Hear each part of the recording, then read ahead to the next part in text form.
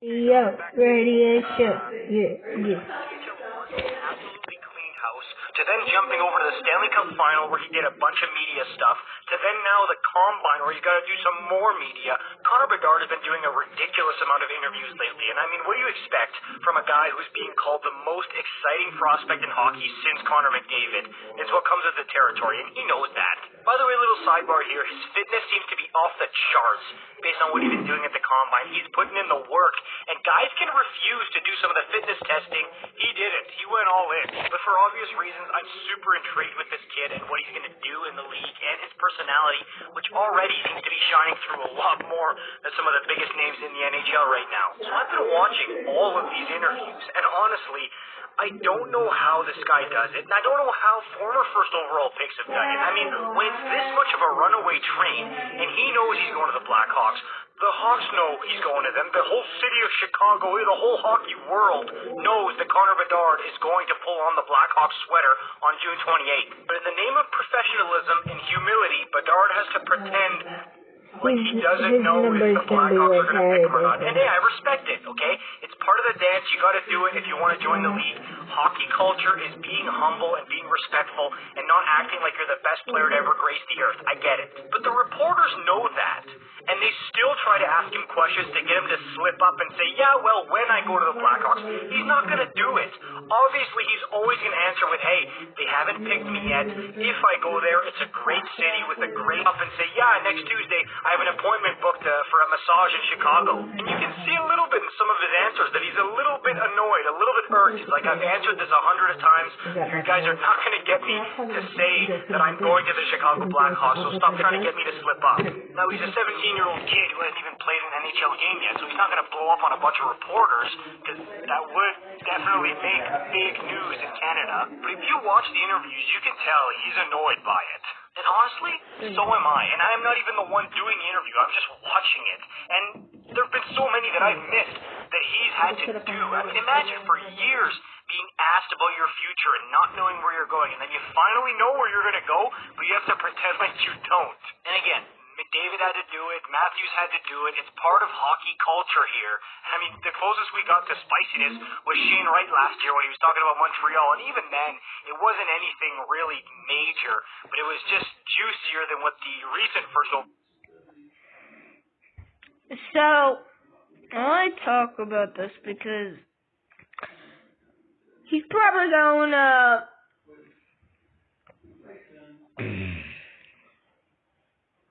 Chicago next year. He still, the draft hasn't happened yet. Stuff could change. And even if they don't get Connor Bedard, they're going to be an old shed in the yard that has no good players, just an old team that's similar to this year's Arizona Coyotes that cannot play good hockey. Overall picks usually give us. So I'm excited for the draft when we can actually come out and say, yes, I play for the Chicago Blackhawks. I don't have to do this song and dance anymore. I don't have to answer in hypotheticals and in Morse code. So yeah, I just wanted to talk about that because I think it's pretty funny. Let me know what you guys think in the comments down below. Like, comment, subscribe if you're new. I'll see you in the next one. Peace out. Mr. Clean Multi-Surface Liquid Cleaner. Enjoy the long-lasting freshness long after the clean. The Matthew Tkachuk effect is spreading across the NHL. I mean, there was him, and then there was Pierre Dubois, who said, I'm not coming back to the Jets, trade me right now.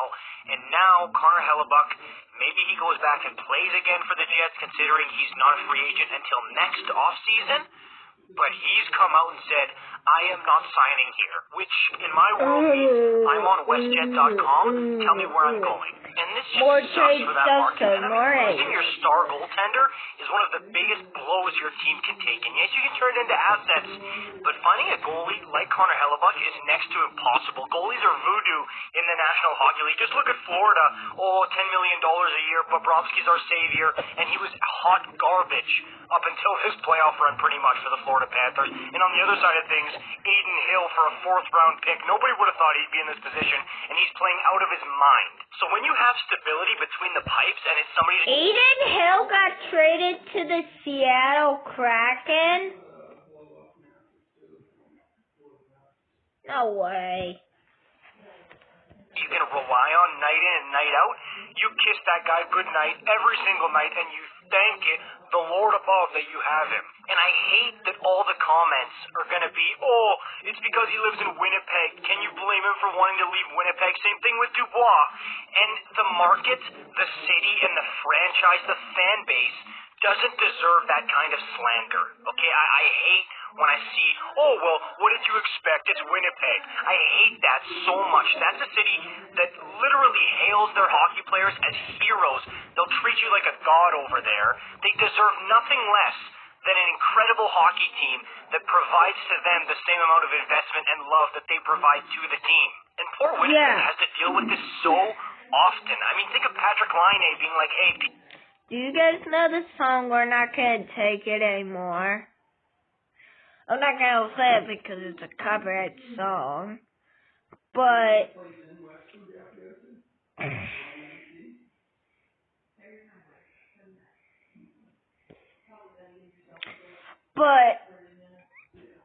that's basically what the beginning of the playoffs were. Like the beginning.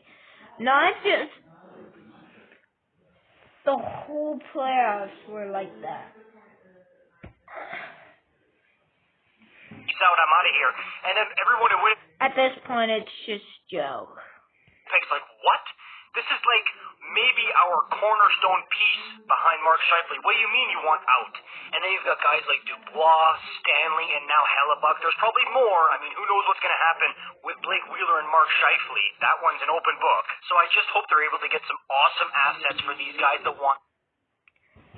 Atlanta, Atlanta, Atlanta, Atlanta, Atlanta. Bring back Atlanta, bring back Atlanta.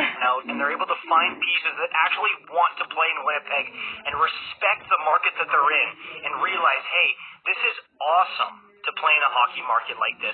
I'm going to relish it and enjoy it. And those poor fans, man. I mean, you've always got Gary Bettman and the owner always threatening like, oh, you know, this building needs to be a sellout every night or we're going to be in trouble. I hate that. Like, yes, look, it's a small rink, we know. It's a small city comparative to a lot of other ones in the NHL. But they are diehards, and I can't think of many more cities that deserve their own NHL franchise more than Winnipeg. So I really hope that this Connor Hellebuck trade ends up being an absolute win for the Winnipeg Jets.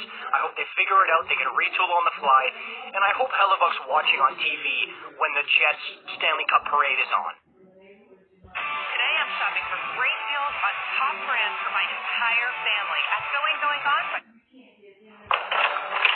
Yes, that's crazy.